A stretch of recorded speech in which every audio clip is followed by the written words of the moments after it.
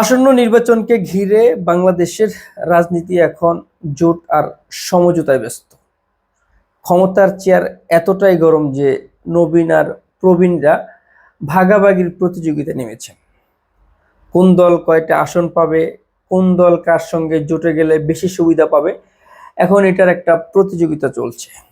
এটার শেষ কবে নাগাদ হচ্ছে কিংবা নির্বাচনটা কি যথাসময়ে হবে কিনা, এটাও এখন অনিশ্চয়তার কারণ। সার্বিক পরিস্থিতি বিবেচনা করে আন্দাজ করা যাচ্ছে দেশের এমন একটা পরিস্থিতিতে নির্বাচন অনুষ্ঠিতটা খুব চ্যালেঞ্জিং বিষয়। আর যদিও অনুষ্ঠিত হয়, সেটা গ্রহণযোগ্য নির্বাচন হবে বলে মনে হচ্ছে না।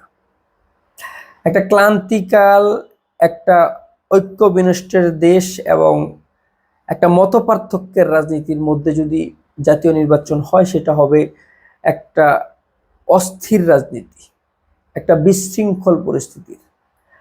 আইন শৃঙ্খলা বাহিনী, দেশের রাজনৈতিক দলগুলোর মতো পার্থক্য, কার সঙ্গে জোট করলে কেমন আসন পাবে, কিংবা জোট ভিত্তিক যে একটা পরিকল্পনা, বড় শক্তি আওয়ামী লীগ না থাকায় একটা জোট করলে কয়টা আসন বেশি পাবে, সব মিলিয়ে বলা চলে নির্বাচনটা একটা অনিশ্চয়তার জায়গা।